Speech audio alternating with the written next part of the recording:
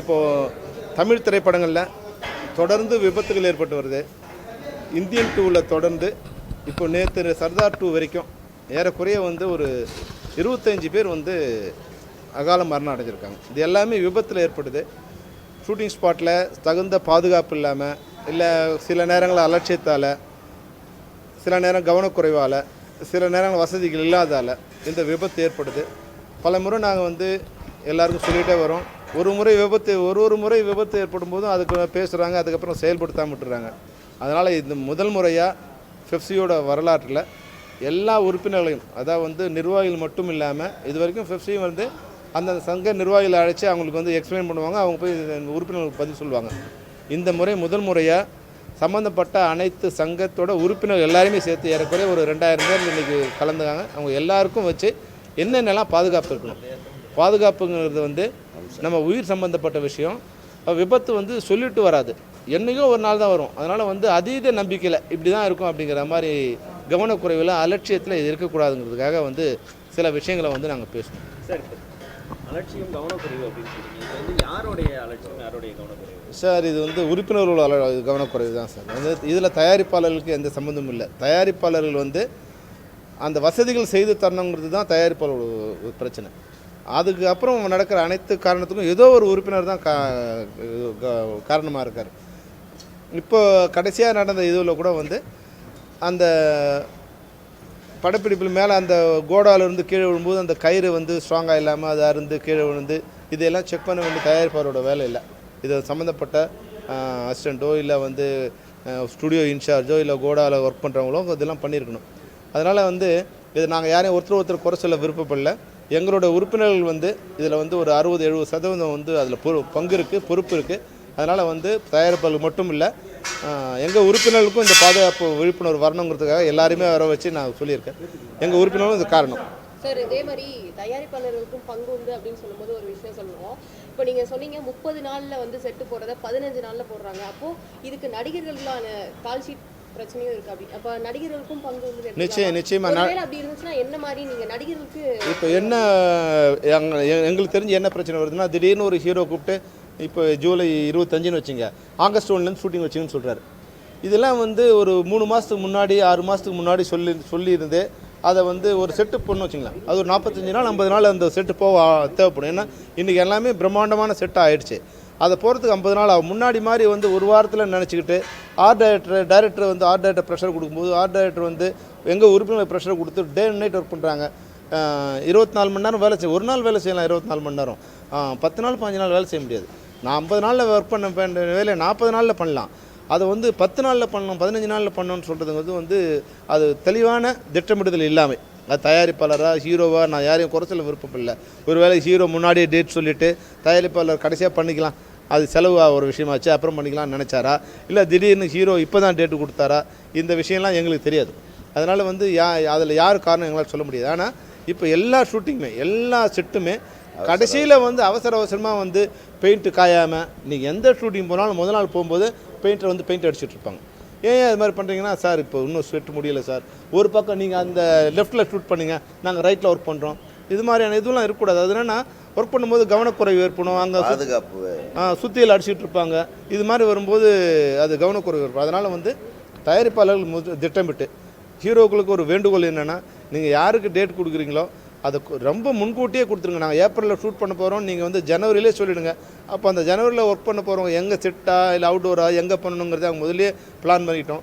அப்புறம் அதுபோல் இங்கே வசதி இல்லைங்கிற காரணத்தை காமிச்சு மறுபடியும் நீங்கள் எல்லோரும் ஹைதராபாத் போயிடாதீங்க, ஏற்கனவே 50% ஒர்க்கை எங்களுக்கு இல்லாமல் பண்ணிட்டீங்க, மறுபடியும் இங்கே ஃப்ளோர் இல்லைங்கிறதுக்கு அரசாங்கம் தயவுசெய்து ஏற்கனவே ஃப்ளோர் கட்டித்தரேன்னு சொல்லியிருக்காங்க. அதை உடனே எக்ஸிக்யூட் பண்ணி இங்கே படப்பிடிப்பு நடக்க தேவையான அனைத்து வசதிகளையும் அரசாங்கம் செய்து தரணுங்கிறது அரசாங்கத்துக்கு ஒரு வேண்டுகோள் வைக்க விரும்புகிறோம். இப்போ முக்கிய தீர்மானம் என்னென்னா, எங்கள் உறுப்பினர்களுக்கு மருத்துவ காப்பீடும் விபத்து காப்பீடும் ஏற்படுத்தி தரணும், தயாரிப்பாளர் தரணும். அப்புறம் படப்பிடிப்பு நடக்கிற இடங்களில் அனைத்து வசதிகளும் கூடிய ஆம்புலன்ஸ் இருக்கணும். சின்ன தயாரிப்பாளர்கள் எங்களால் வைக்க முடியாதுன்னா குறைஞ்சபட்சம் ஒரு 10-15 நிமிஷத்தில் அந்த ஸ்பாட்டுக்கு ஃபோன் பண்ணால் 10 நிமிஷத்தில் ஆம்புலன்ஸ் சேர்ற மாதிரியான ஒரு வசதியை அவங்க ஏற்படுத்திக்கணும். இது குறைஞ்சபட்ச இதுவாக நாங்கள் கேட்கணும். மற்றபடி இப்போது கோடா இருக்குது உங்களுக்கு தெரியும். இப்போது நிறைய சேனல்ஸ் இருக்குது. நீங்கள் சேனல்ஸ் கேம் ஷோ போன்ற எந்த ஃப்ளோரும் பாதுகாப்பே கிடையாது. அதான் ஒரு ஃப்ளோர் இருக்குது ஒரு ஃப்ளோர் இல்லைன்னு நீங்கள் நினச்சிக்காதீங்க. இப்போ சேனல்ஸ் நடத்துகிற எந்த ஷோவும் பாதுகாப்பற்ற சூழ்நிலையில் நடத்தப்படுது. அதை முதல்ல மற்ற டிவி ஷூட்டிங்லாம் வந்து அவங்க வந்து சாதாரணமாக நடத்துகிறாங்க. இந்த கேம் ஷோஸ்லாம் மட்டும் வந்து எல்லாம் ஃப்ளோர்ஸில் நடத்துகிறாங்க. இந்த ஃப்ளோர்ஸ்லாம் வந்து கோடா ஏறி நடத்துகிறாங்க. இதில் என்ன பண்ணுறாங்கன்னா, ஏற்கனவே கோடா கட்ட திறமை உள்ள எங்களோட உறுப்பினர்கள் வந்து அவங்க போகும்போது எப்படி கோடா இருக்குது, எவ்வளோ சைஸில் கோடா இருக்குது, அவங்களுக்கும் மெம்பர் அது கட்டுறதால அது என்ன ப்ளஸ் வரும்னா, அந்த மெம்பர் வந்து எங்கள் மெம்பருக்கு இன்ஃபார்ம் பண்ணுவோம். லைட்மேன் போகும்போது அவனுக்கு சொல்லுவான், இந்த இடத்துல கோடா வீக்காக இருக்குது, இந்த இடத்துல லைட் லெஃப்ட்டில் திரும்பும்போது கயிறு அங்கே இருக்குது அப்படிங்கிற வசதியெல்லாம் அவன் சொல்லுவான். ஆனால் இப்போ என்ன பண்ணுறாங்க, சம்பளம் கம்மியாக இருக்குன்னு யாரோ ஒருத்தர் வச்சு கோடா லைட் கட்டு போயிடுறாங்க. அப்போ கோடா கட்டும்போது அவன் வந்து அந்த கம்யூனிகேஷன் வந்து கீழே இருக்கிற மெம்பர்ஸ்க்கு வர்றதில்லை. அப்போ என்னென்னா, இந்த கோடா கட்டுறது எங்கள் உறுப்பினர்கள் கோடா கட்டினா மட்டும்தான் எங்கள் உறுப்பினர்கள் வேலை செய்வாங்க. அது வந்து சேனல்ஸுக்கு வந்து ஒரு ரெக்வஸ்ட்டாக கொடுக்குற, அது வந்து ஒரு 500 ரூபா 1000 ரூபா தான். ஆனால் விபத்து ஏற்படுறதுக்கு முக்கிய காரணமாக இருக்கிறது இந்த கோடாக்கள் தான். அதனால் கோடாவில் வந்து ஒர்க் பண்ணுற ஆட்கள் எங்களோட உறுப்பினர்களாக இருந்தால் மட்டும்தான் மற்ற உறுப்பினர்கள் வந்து வேலை செய்வாங்க. இது வந்து டைம் கேட்டிருக்காங்க. இது வந்து ஆகஸ்ட் 15 முதல் எல்லா உறுப்பினர்களும் வந்து அந்த அடையாள அட்டையோடு வேலை செய்யணும்.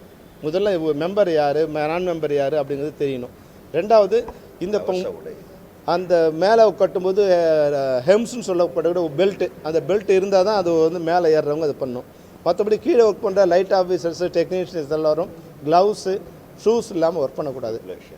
அது எல்லாம் வந்து இந்த ஆகஸ்ட் 15 முதல் இதை எக்ஸிக்யூட் பண்ணணும்னு வந்து முடிவு. 100% சாத்தியம் இல்லைன்னா ஷூட்டிங் நடக்காதுங்க. இந்த முறை இனிமேலும் வந்து எங்கள் உறுப்பினர்கள் மரணத்துக்கு நாங்கள் காரணமாக விரும்பலை. இதெல்லாம் நடந்தால் மட்டும்தான் ஆகஸ்ட் 16 முதல் படப்பிடிப்பு நடக்கும்.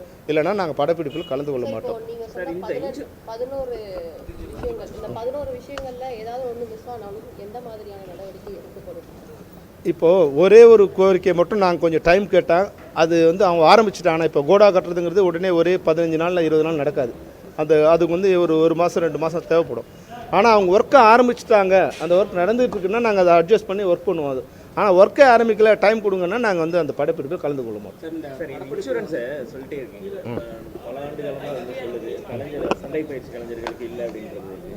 அதே மாதிரி இன்சூரன்ஸ் போட்டாலும் கம்மியாக தான் இருக்குது. இப்போ 4 லட்சம் தான் ப்ரீமியம் வருது அப்படின்னு பெரிய அமௌண்ட் வருது அப்படின்னு சொல்கிறாங்க. ஸோ இதெல்லாம் வந்து நீங்கள் அது அடுத்த கட்டமாக பேசுகிறது. இப்போ தயாரிப்பாளர்கள் ஏற்கனவே அதை ஒத்துக்கிட்டு இருக்காங்க. இப்போ எல்லாருக்கும் இன்சூரன்ஸ் பண்ணி தரோம்னு அதை வந்து இந்த 2 மாதம் டைம் கேட்டிருக்காங்க. அதான் வந்து அக்டோபர் முதல் அதை வந்து நாங்கள் எக்ஸிக்யூட் பண்ணுறோம். அவங்களோட உட்காந்து பேசி எவ்வளோ சீக்கிரம் அதை பண்ண முடியுமோ அதை டெஃபினட்டாக பண்ணுவோம். இந்த கலைஞர்கள் பாதிப்பில் விபத்து ஏதாவது ஏற்பட்டால் அவங்களுக்கு வந்து நம்ம ஒரு நிதியுதவி மாதிரி வந்து எல்லாரும் சம்பளத்துலேருந்து 1% கொடுக்கணும்னு சொல்லி முன்னாடி சொல்லுங்க. இப்போ அது எந்த அளவுக்கு சாத்தியமாக இருக்குது, எந்த அளவுக்கு அதுக்கு நடவடிக்கை எடுத்துக்கணும்?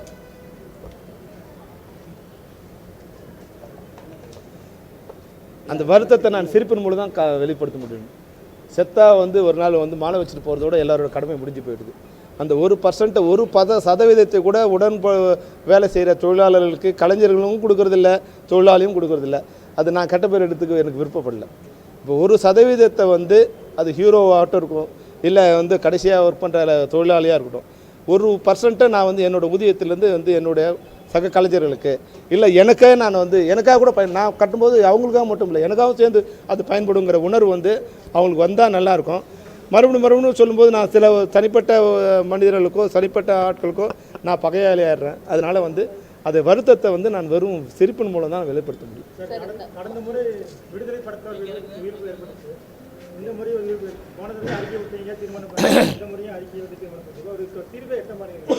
அதான் கடந்த முறை நாங்கள் வந்து இதை எக்ஸிக்யூட் பண்ணும்போது நிர்வாகிகள் மட்டும் இதை பண்ணோம், வெறும் பேப்பர் அறிக்கையோடு பண்ணுவோம். இந்த முறை முதன் முறையாக ஃபெஃப்சியோட ஹிஸ்ட்ரியில் எல்லா உறுப்பினர்களும் வர வச்சு இதை பண்ணலாமா வேணாமல் கேட்டு அவங்களுடைய சம்மதத்தை பெற்று இந்த பண்ணியிருக்கோம். இது இல்லைன்னா 16 முதல் எந்த திரைப்பட தொழிலாளர்களும் படப்பிடிப்புகளுக்கு கலந்து கொள்ள மாட்டாங்கன்னு ஒரு முடிவு எடுத்திருக்கோம். அதனால் இந்த முறை அது கண்டிப்பாக நடக்கும். சார், இந்த பெண் கலைஞர்களுக்கு கழிவறை ஏற்பாடு பண்ண மாட்டாங்க அப்படின்னு சொல்கிறீங்க, அது எந்த அளவுக்கு பாதிப்பாக இருக்குது, எந்த அளவுக்கு சிரமங்களை ஏற்படுத்தி? இப்போது ஒரு ஜூனியர் ஆர்டிஸ்ட்டை வந்து சாப்பிடும்போது நாங்கள் வந்து தண்ணி குடிக்க மாட்டேன்னு என்கிட்ட சொன்னாங்க. ஏம்மாண்ணே? இல்லை சார், தண்ணி குடித்தா யூரின் வரும், அப்போ யூரின் போகிறது வசதி இல்லை, அதனால் வீட்டுக்கு போய் தான் நான் யூரின் போகணும், அதனால் நான் தண்ணியே குடிக்கிறது இல்லைன்னு. இது எவ்வளோ பெரிய சித்திரவதை! அப்போது வேறு வழி இல்லாமல் அட்ஜஸ்ட் பண்ணிக்கிறாங்க இதெல்லாம்.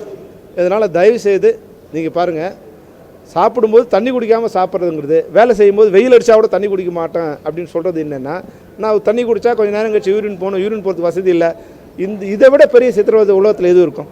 அதனால் கண்டிப்பாக பெண் கலைஞர்களுக்கும் பெண் தொழிலாளர்களுக்கும் கழிப்பறை வசதி வந்து எங்களுக்கு பண்ணித்தரணுங்கிறது எங்களோட கண்டிப்பான கோரிக்கை. சார், மத்திய மாநில அரசுக்கு கோரிக்கை இது எந்த அளவுக்கு சாத்தியமாகும், நீங்கள் எந்த அளவுக்கு நம்புறீங்க?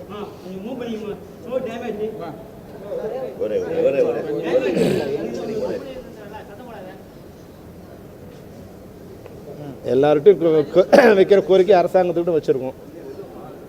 அது அரசாங்கம் தான் முடிவு பண்ணும். ஏன்னா யாரும் நான் விமர்சனம் பண்ண விருப்பப்படல. எந்த அரசாங்கமும் சரி, நாங்களும் தொழிலாளர்கள் தானே. ஏறக்குறைய 100 வருஷங்களாக எங்கள் தொழிலாளர்கள் வேலை செஞ்சுட்டே இருக்காங்க. அந்த தொழிலாளர்களுக்கு எந்த விதமான விபத்து காப்பீடோ மருத்துவ காப்பீடோ இருந்தது. முன்னாடி வந்து கலைஞர் காப்பீடு திட்டம் இருந்தது. அதுக்கப்புறம் வந்து ஆட்சி மாறும்போது அந்த பேர் கலைஞர் காப்பீடுங்கிறதால அதை எடுத்துட்டாங்க. மறுபடியும் திரைப்பட தொழிலாளர்களுக்கு இப்போ இந்த நலவாரியத்தில் மருத்துவ காப்பீடு வசதி ஆட் பண்ணணும்னு சொல்லி கோரிக்கை விடுத்துட்டே இருக்கோம். அதை ஆட் பண்ணாங்கன்னா எங்களுக்கு இந்த பிரச்சனை கொஞ்சம் கம்மியாகும். நன்றி.